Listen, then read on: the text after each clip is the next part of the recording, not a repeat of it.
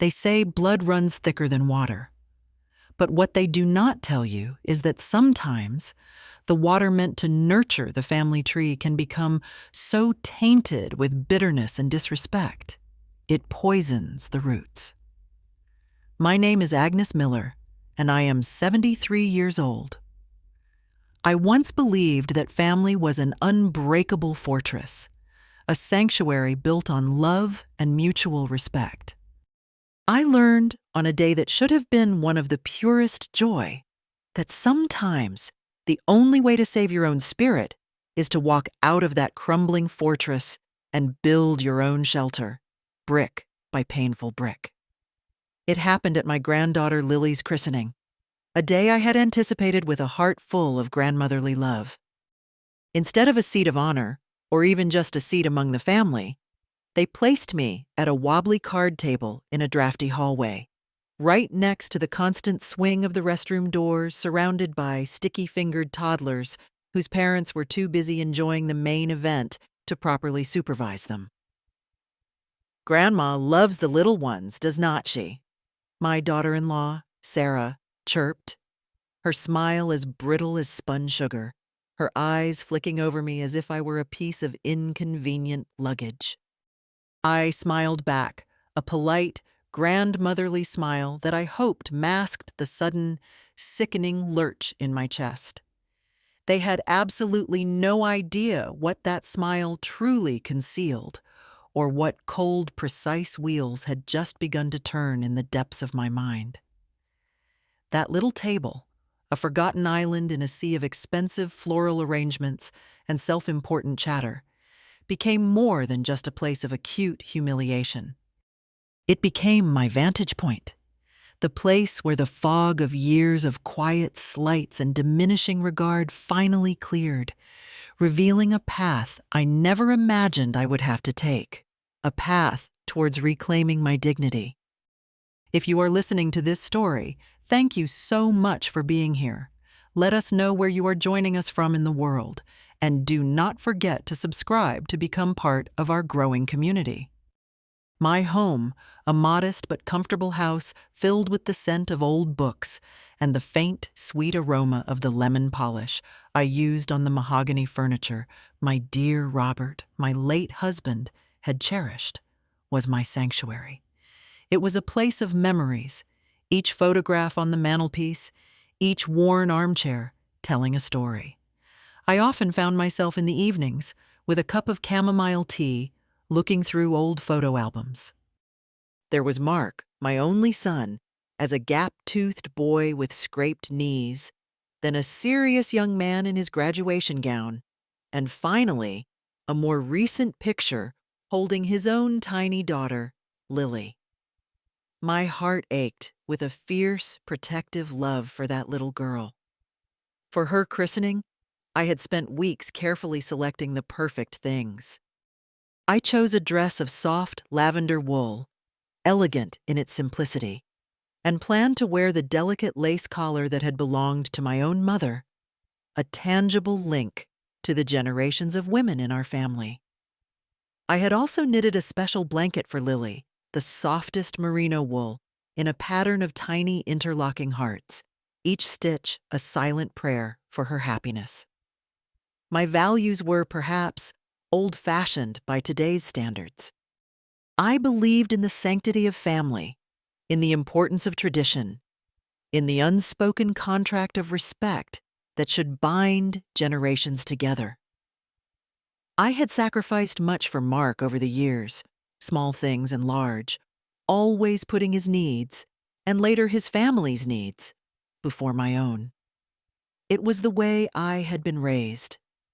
My hidden desire, the one that throbbed quietly beneath the surface of my everyday life, was simply to be seen, truly seen, by my son and his wife. I wanted to be heard, not as an echo from a bygone era, but as a living, breathing part of their lives. I longed to be respected for the wisdom my years had brought, not just tolerated as an elderly obligation. And my underlying fear, the one that sometimes kept me awake in the small hours of the night, was the fear of becoming invisible, irrelevant, a dusty photograph on a forgotten shelf, a burden to the very family I had dedicated my life to. The christening was to be held at St. Michael's, the beautiful old church where generations of our family had been baptized, married, and mourned. This at least felt right and traditional. But the reception afterwards, that was Sarah's domain. She had chosen a place called the Gilded Spoon, a restaurant so relentlessly trendy and eye-wateringly expensive that the very name made me feel out of place. The contrast between the solemnity of St. Michael's and the fashionable clamor of the Gilded Spoon seemed to perfectly encapsulate the diverging paths our family was taking. A few days before the event, Mark called.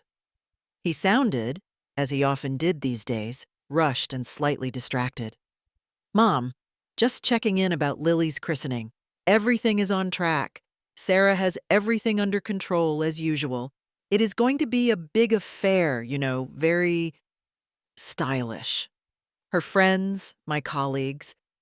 So just try to go with the flow, okay?" His words, meant to be reassuring, I suppose, only amplified a quiet hum of anxiety within me. It was clear Sarah was the architect of this event, and I was merely an expected attendee. Then he added, his voice dropping slightly, "And Mom, Sarah mentioned hoping you'd wear something a bit more festive. To match the upscale venue. Just something she said." The implied criticism, however gently delivered by Mark, stung more than he could know. My lavender wool and heirloom lace suddenly felt dowdy, inadequate. I pushed the feeling down. It was Lily's day. That was what mattered. I remember making a mental note around that time to review some financial papers I kept in Robert's old desk. I had always been prudent with my savings. Robert and we believed in planning for the future, in being prepared. Lily's future was something I had given considerable thought to, in my own quiet way, ever since the day she was born. I had set up a trust fund for her education, a little secret I held close, a grandmother's provision for the years to come. It was managed by my longtime lawyer, Arthur Abernathy, a man of great discretion and integrity. The real harbinger of the storm arrived a week before the christening, in the form of a direct phone call from Sarah. Her voice was like honey laced with something sharp and metallic. "Agnes, dear," she began, the endearment feeling utterly false, "about the reception at the Gilded Spoon. It is going to be quite a squeeze, I'm afraid. We have so many of Mark's important colleagues and our closest friends coming. You know how these things are. We want everything to be absolutely perfect, you understand." I tried to sound helpful, accommodating. "Of course, dear. Is there anything at all I can do to assist with the arrangements? Perhaps I could arrive a little earlier to help set things out?" Sarah let out a little laugh, a tinkling sound that did not quite reach her eyes, I imagined. "Oh, no, Agnes. It is all completely handled. Professionally, Just try not to worry your head about the seating arrangements or anything like that. We will find a little spot for you somewhere. The main thing is Lily, is not it? That she has her special day. A little spot for you somewhere."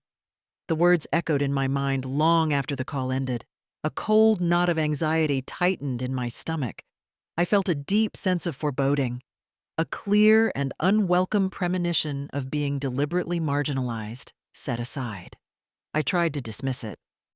Sarah was probably just stressed with all the planning, I told myself.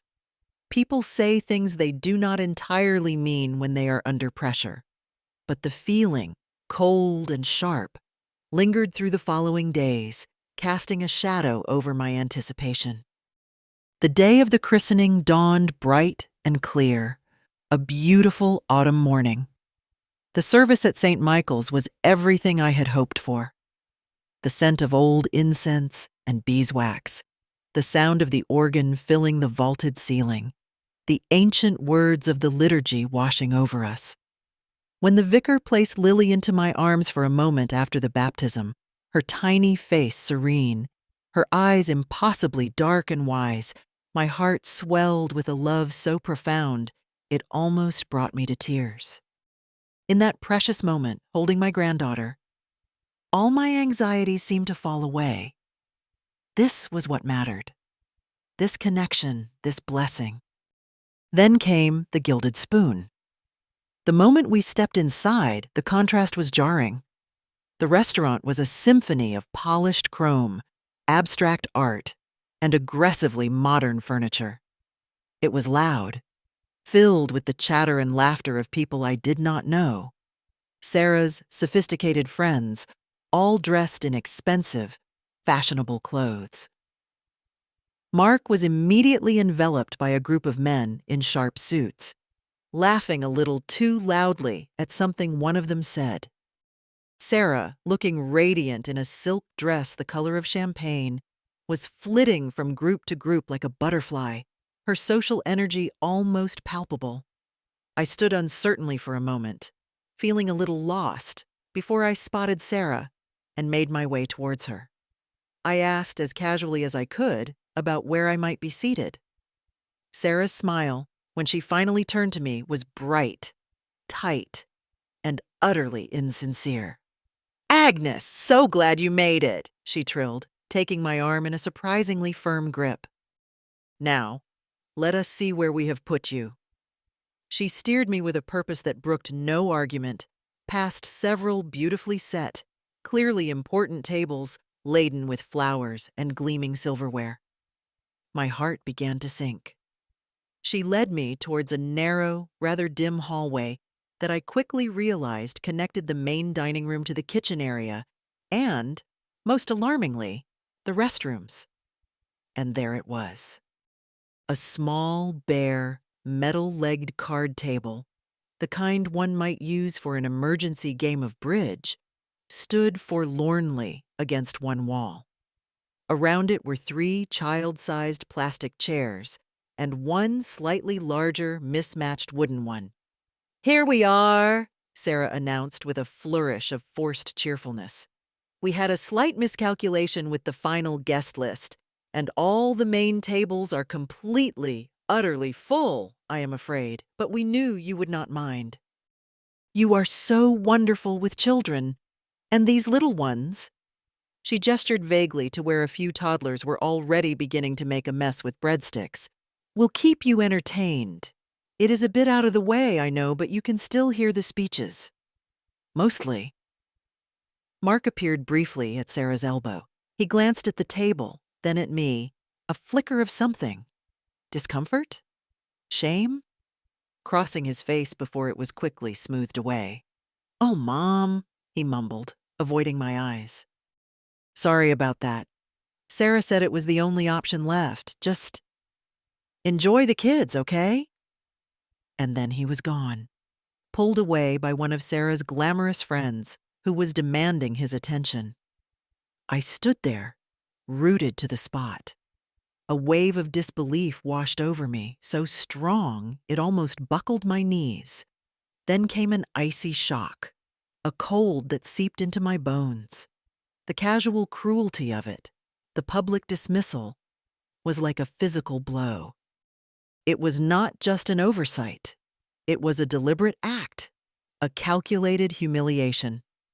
Years of smaller slights, of being made to feel like an afterthought, coalesced in this one undeniable moment of profound disrespect. My smile, the polite, grandmotherly one, froze on my face. But behind that fragile facade, something new and hard began to form. This was not just a seating arrangement. This was a statement. And in that instant, I knew, with a certainty that chilled me to my core, that I would be making a statement of my own. I slowly, deliberately, sat down at the wobbly table. The laughter and the clinking glasses from the main dining room seemed to come from miles away, a different world entirely. I watched my son, Mark, and his wife, Sarah, bask in the glow of their perfect party, completely oblivious, or perhaps utterly indifferent, to the deep shame they had just cast upon me. They thought they had put me in my place, a forgotten relic relegated to a drafty hallway. They did not realize they had just ignited a fire, a slow-burning ember of resolve that had been waiting for years for just this kind of provocation. What would you have done in that moment? Would you have protested loudly, causing a scene and likely being dismissed as a difficult old woman? Or would you have begun to meticulously lay the groundwork for a response they would never, ever forget? I sat at the kids' table, a curious island of plastic and formica in a sea of linen and crystal.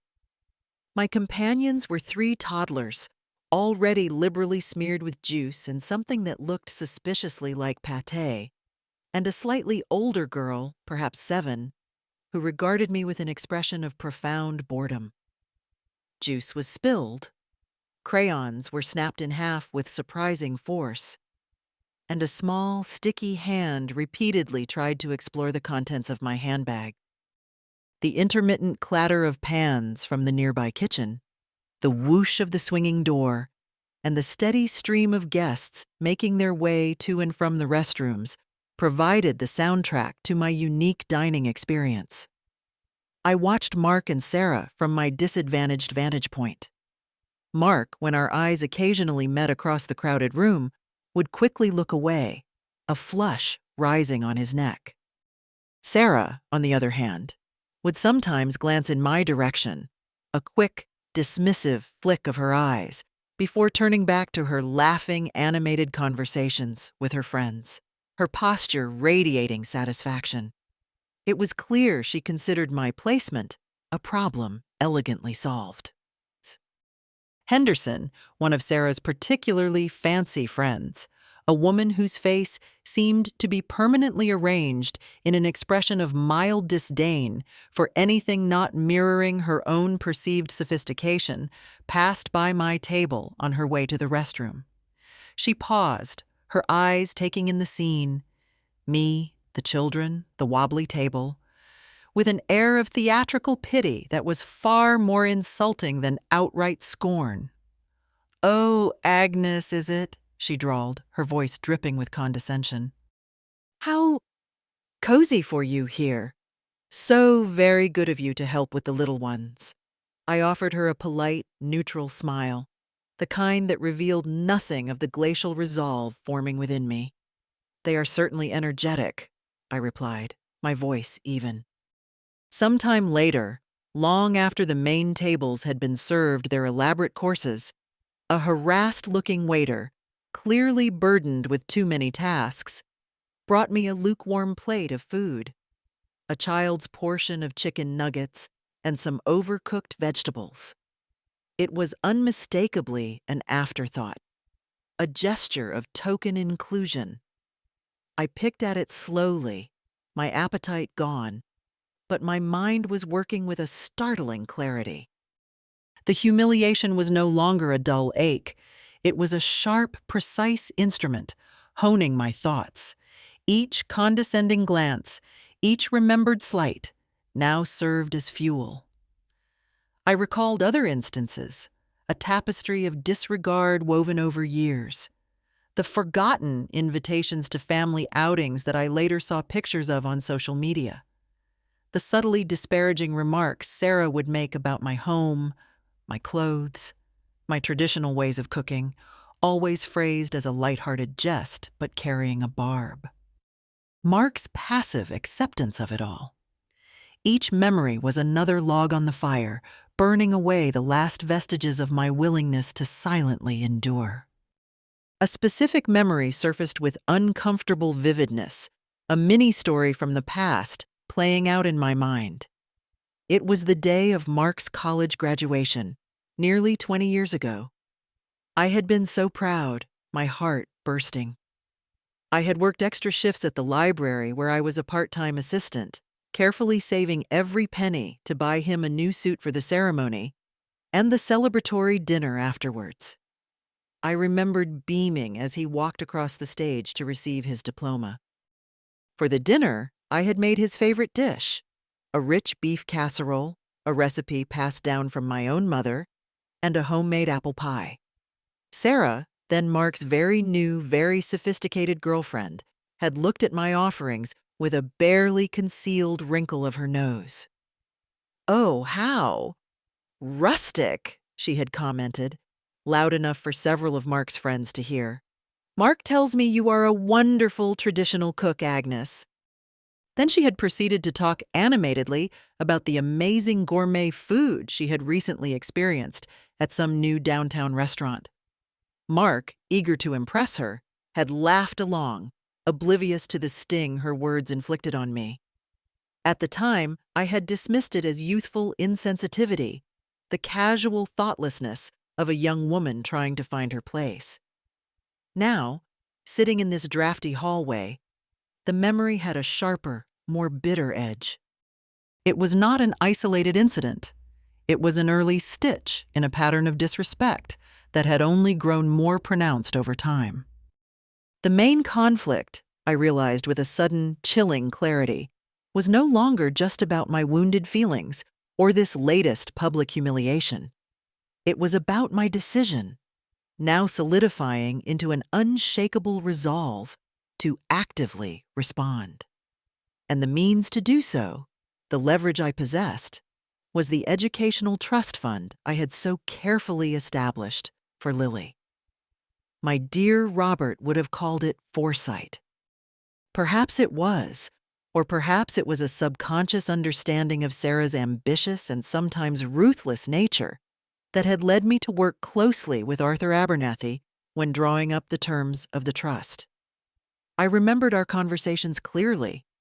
Arthur, ever meticulous, had suggested including certain protective clauses. One in particular now resonated with an almost prophetic power.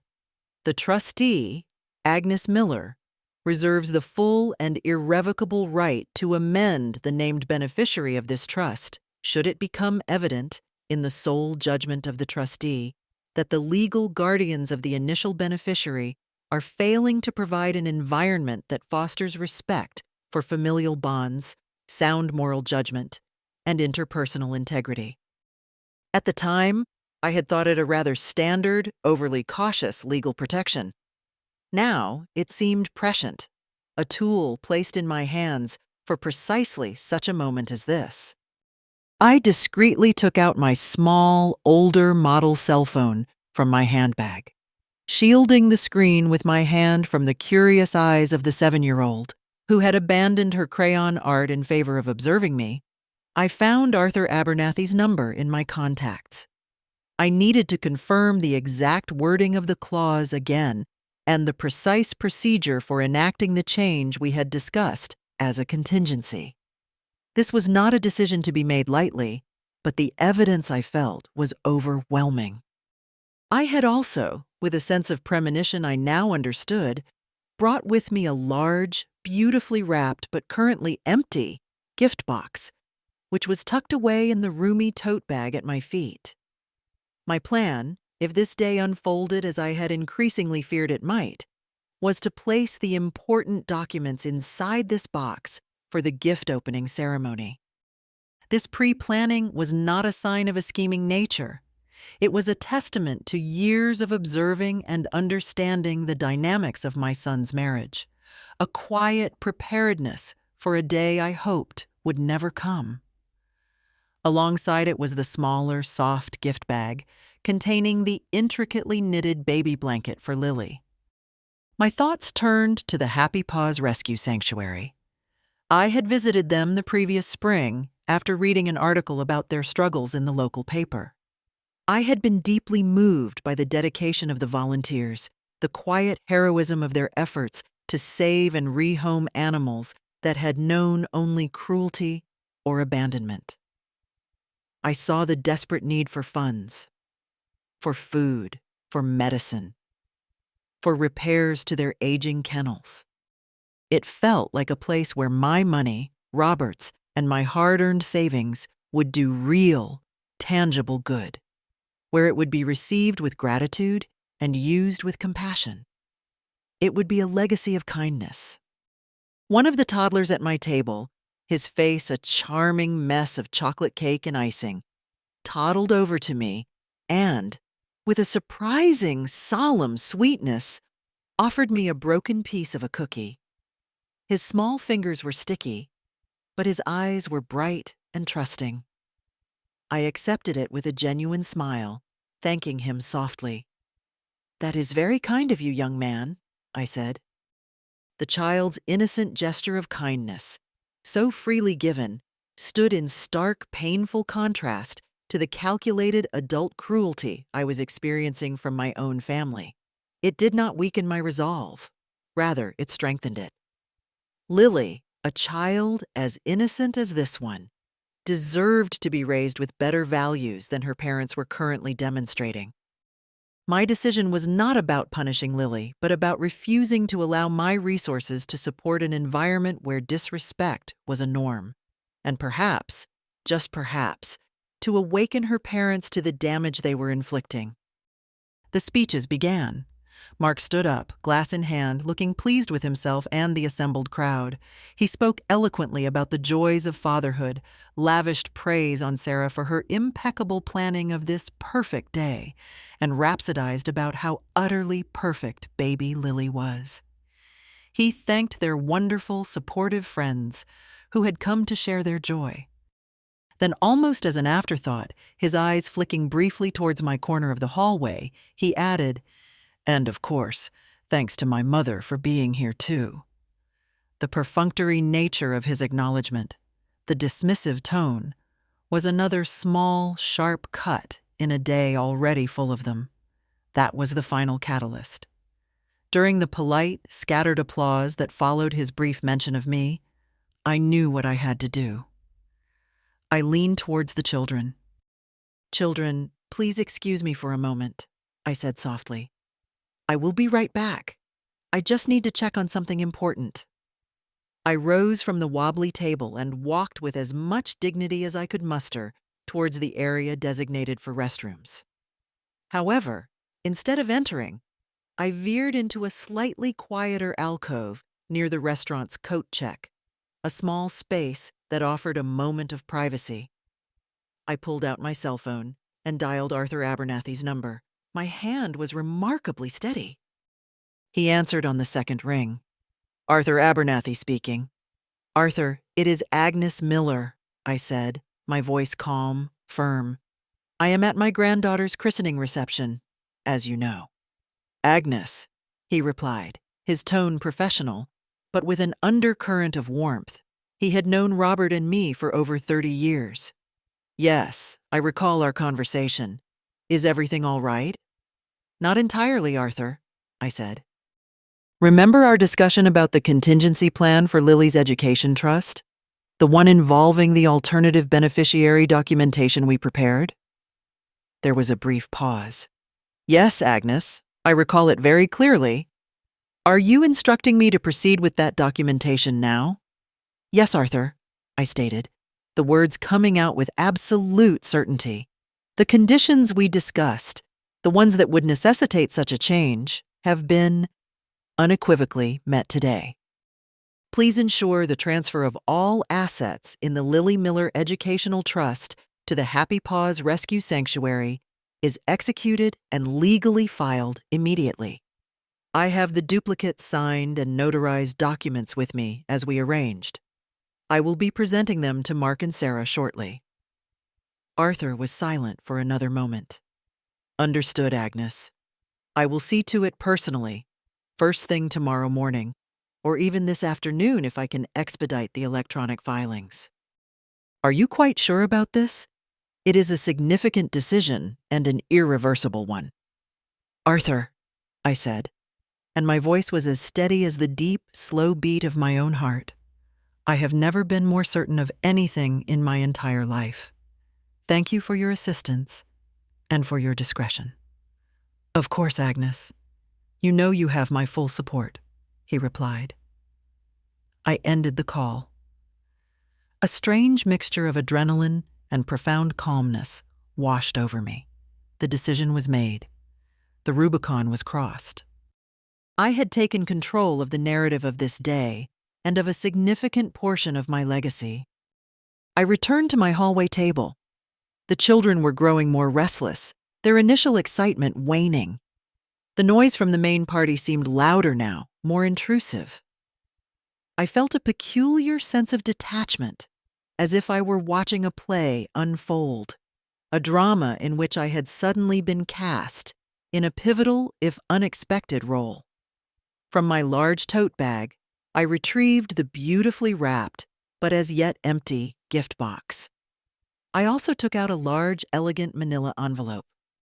Inside it were the legal documents Mr. Abernathy had meticulously prepared, the formal amendment to the trust, clearly stating the change of beneficiary from Lily Miller to the Happy Paws Rescue Sanctuary, along with the notarized signature pages confirming my instructions and the irrevocability of the transfer. There was also a brief, handwritten letter from me. I carefully placed the manila envelope containing these papers inside the gift box. Then I took out the soft, hand-knitted baby blanket, still pristine in its smaller gift bag. I would decide in the moment how best to present these two very different gifts. Sarah, her face flushed with social success, clapped her hands together with a theatrical flourish. "All right, everyone, wonderful speeches. And now, for the main event after the main event, it is time for Lily's presents." Her announcement was met with enthusiastic murmurs. A large table, already laden with expensive-looking gift bags and boxes in pastel colors, became the center of attention. Mark and Sarah positioned themselves near the gift table, Lily cradled in Sarah's arms. They cooed and exclaimed with practiced delight over each offering: designer baby clothes that Lily would outgrow in a month, engraved silver spoons, ridiculously extravagant stuffed animals from exclusive toy boutiques, and envelopes that undoubtedly contained generous checks. Each gift was met with performative gasps of delight from Sarah and appreciative nods from Mark. Their friends beamed, pleased with the reception of their generosity. I watched, my heart thumping a steady, resolute rhythm against my ribs. I waited patiently. My large, elegantly wrapped box sat beside my chair, a silent testament to a decision made not in haste, but after years of accumulated pain. Another memory, unbidden, floated into my consciousness, a second mini-story of disregard. It was our wedding anniversary, Robert's and mine, about 5 years ago, the first one after he had passed. Mark and Sarah had promised to take me out for a quiet dinner at my favorite little Italian restaurant, a place Robert and I had frequented. I had looked forward to it, a small beacon of warmth in my grief. They canceled at the last minute. A sudden, urgent work emergency for Mark, Sarah had explained over the phone, her voice full of exaggerated regret. I had understood, of course. Work was important. I spent the evening alone, looking at old photographs of Robert.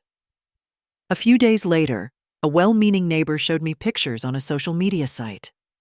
There were Mark and Sarah, taken on the very night of my canceled anniversary dinner, laughing and raising champagne glasses at a loud concert with a group of their friends.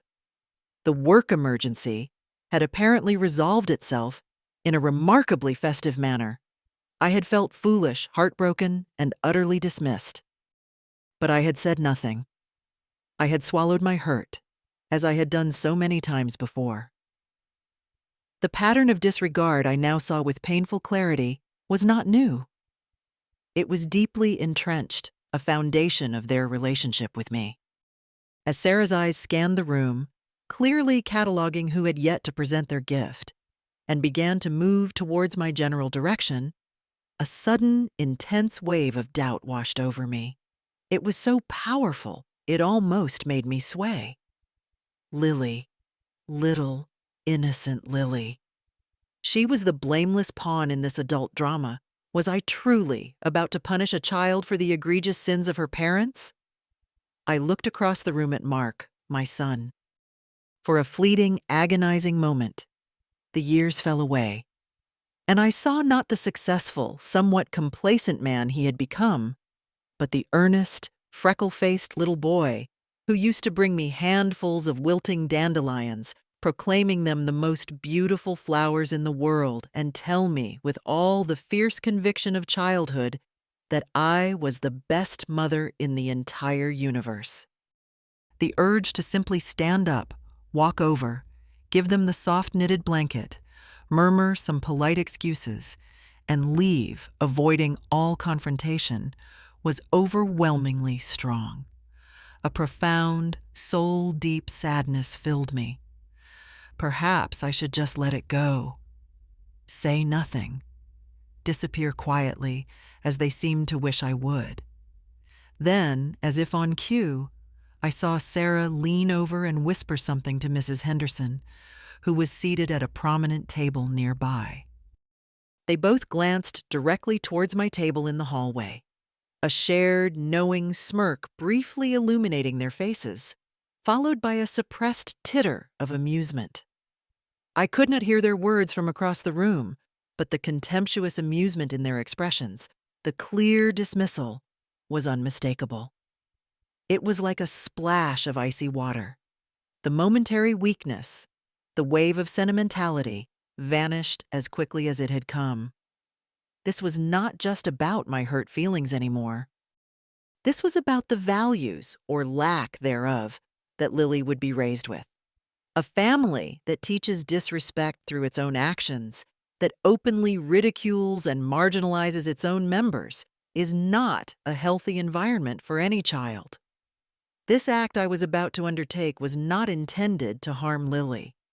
It was intended to prevent my own hard-earned resources from supporting and enabling such an environment. And perhaps, just perhaps, it was intended to teach Mark and Sarah a lesson they so desperately, and for so long, had needed to learn. My resolve crystallized, now harder, clearer, and more unyielding than before. This was an act of self-preservation, an assertion of my intrinsic dignity. It was also, I realized, an act of responsible stewardship of the money Robert and I had worked so hard for, redirecting it to a cause that embodied kindness, compassion, and care.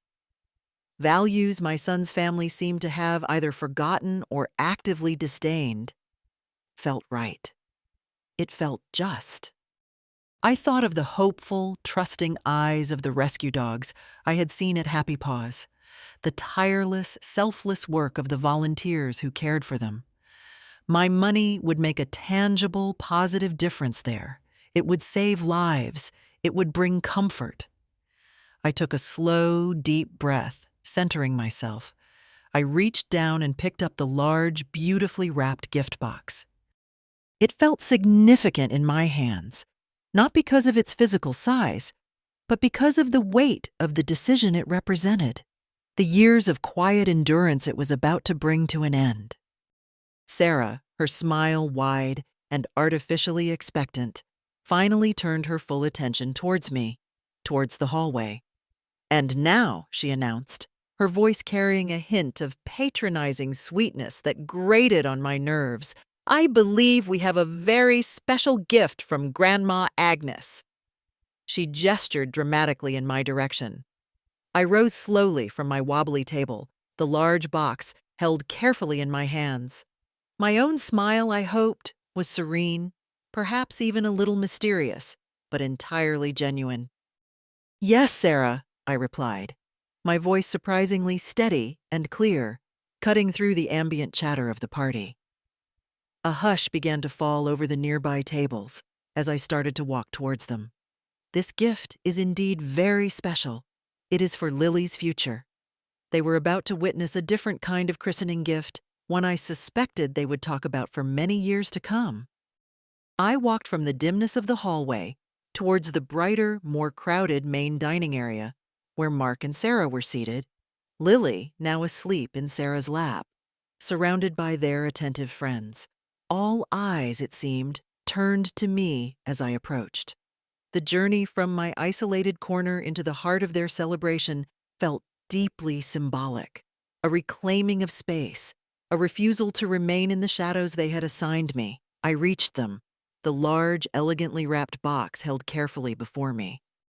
I could see a few phone cameras subtly being raised by some of the guests, no doubt expecting a touching, sentimental, grandmotherly moment, perhaps a tearful presentation of some cherished family heirloom. "Mark, Sarah," I began, my voice calm and measured, addressing them directly, but aware of the wider audience. "This is for Lily." I placed the substantial box on the table before them. It represents many years of planning and a great deal of love for her future well-being. Sarah, with an air of practiced magnanimity and a slightly forced smile, began to pull at the ribbons. Mark looked on, a polite but somewhat distracted expression on his face. "Oh, Agnes, you really should not have gone to such expense," she said, her tone suggesting she clearly expected something materially impressive, something that would fit the opulent theme of her party. The expensive, shimmering wrapping paper fell away to reveal not jewels or silver, but a handsome, dark blue, leather-bound binder. On the cover, embossed in simple gold lettering, were the words, "The Lily Miller Educational Trust Fund, Amendment of Beneficiary and Final Disposition of Assets." Beneath it, resting on the binder, was a small, simple, handwritten card. Mark and Sarah stared at the binder, their expressions shifting from expectation to confusion. Mark picked it up, his brow furrowed. He opened it. His eyes scanned the first page, a formal legal document.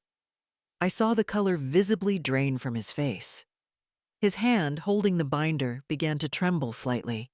Sarah, sensing his sudden distress, leaned in, her eyes quickly reading over his shoulder. Her perfectly made-up face contorted, first in disbelief, then in dawning, uncomprehending horror. The room had fallen into an almost preternatural silence. I took a breath and spoke, my voice calm, steady, but carrying clearly to every corner of the now rapt assembly. "As you both know," I began, "family and the opportunities that education provides have always been paramount values to me, as they were to Robert. To that end, shortly after Lily was born, I established a significant educational trust fund in her name. I have been its sole manager and trustee since its inception."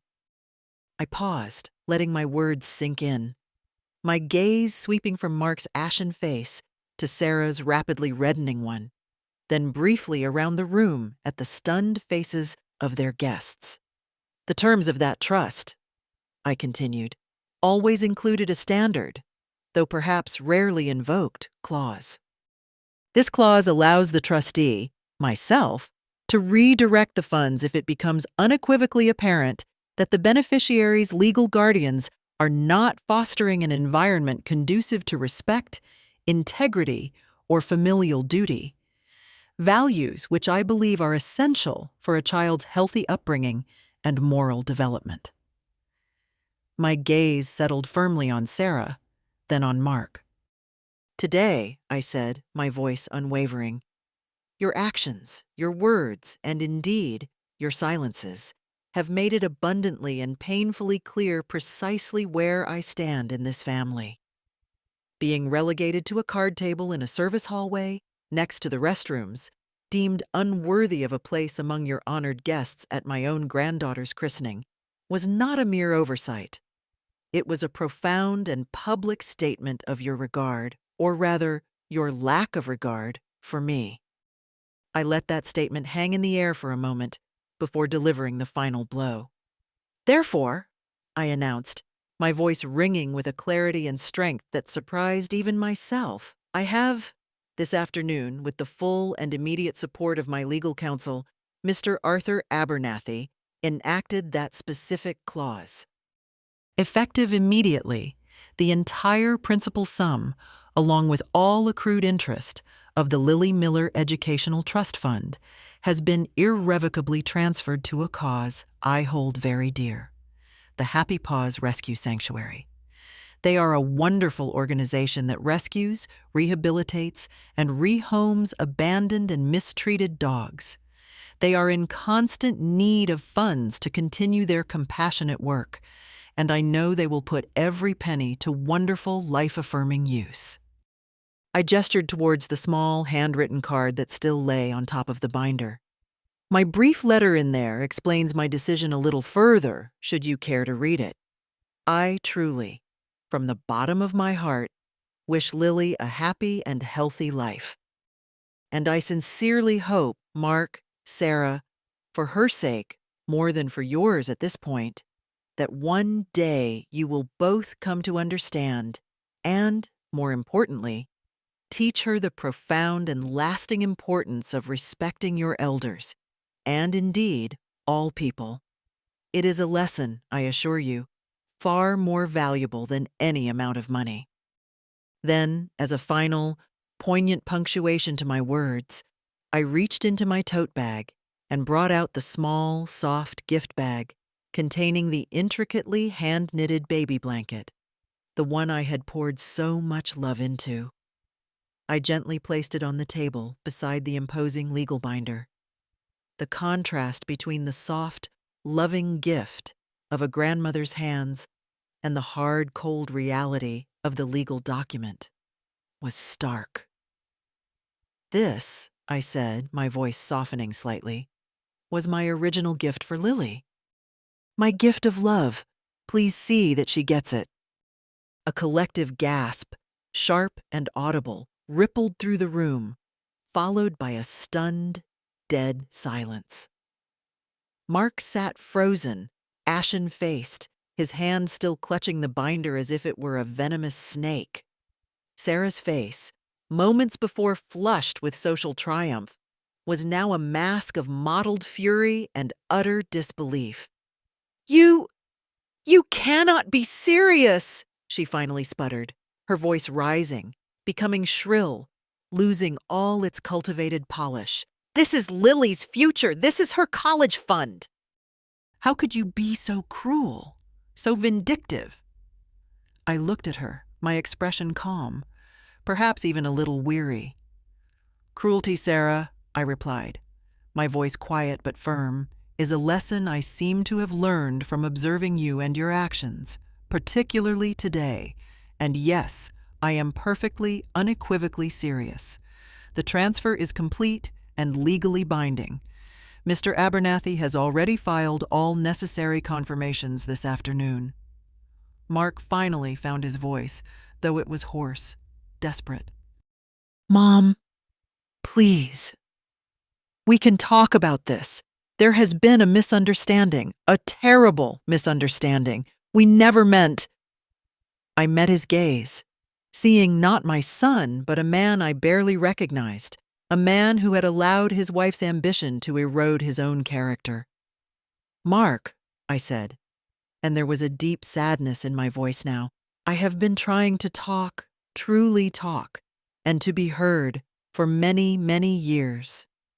Today, you and Sarah made your position regarding me very clear, without any ambiguity. And now I have simply made mine. The fancy friends, the pillars of Mark and Sarah's coveted social circle, were exchanging shocked, wide-eyed glances. Some looked genuinely horrified at the callousness Mark and Sarah had displayed. Others barely concealed smirks of malicious glee at witnessing such a spectacular social implosion.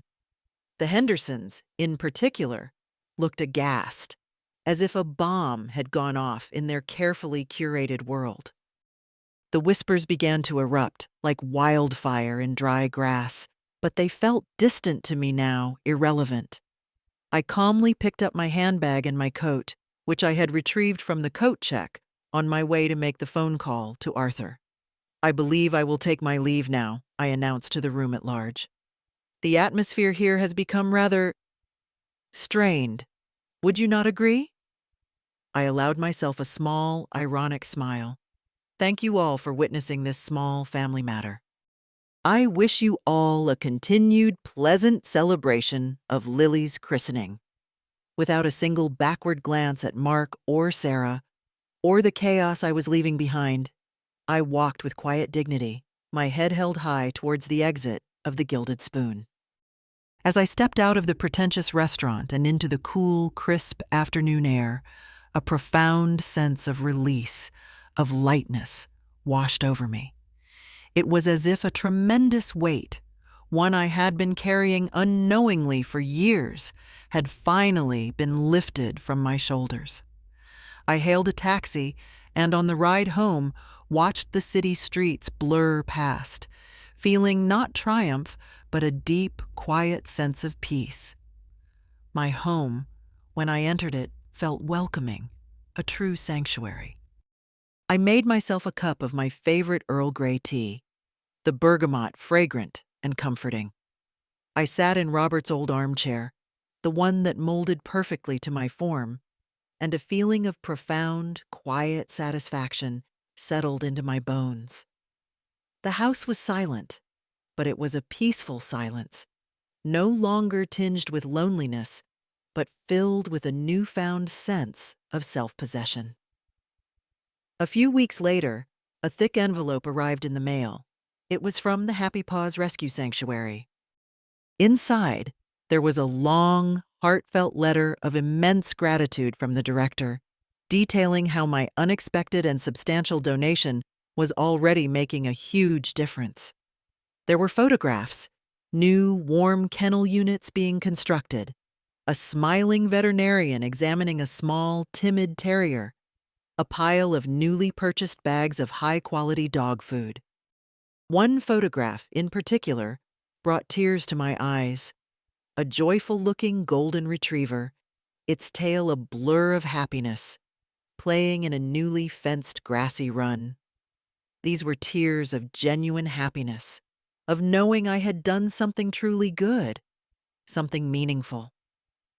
Mark and Sarah did, of course, attempt to make contact. First came a barrage of angry, accusatory voicemails from Sarah, filled with indignation and threats I paid little heed to. Then came the pleading, tearful calls from Mark, full of apologies and promises to make things right. I listened, politely, but my resolve did not waver. "Mark," I said to him during one such call, my voice gentle but firm, "the decision is made, and it is final. Perhaps this is an opportunity for you both to reflect on your priorities, on what truly matters in life. Perhaps it is a chance for you to build a different kind of future for Lily, one based on genuine values, not on appearances." I did not offer easy reconciliation on their terms. For the first time in many years, I set firm, unshakable boundaries. In the months that followed, I began to rediscover parts of myself I had long neglected. I started volunteering at Happy Paws 2 mornings a week. I helped clean kennels, walk dogs, and simply sit with the frightened, traumatized animals, offering them comfort. I made new friends there, kind, compassionate people who appreciated me for who I was, not for what I could do for them or how I fit into their social aspirations. I felt a renewed sense of purpose, a vitality I had not realized I had lost. I was free from the crushing weight of my son's family's expectations and their casual, unthinking disrespect. That wobbly little table in the hallway, intended as a mark of my insignificance, a symbol of my marginalization, ultimately became the catalyst for my greatest act of self-affirmation. They tried to confine me to the shadows to make me feel small and unimportant.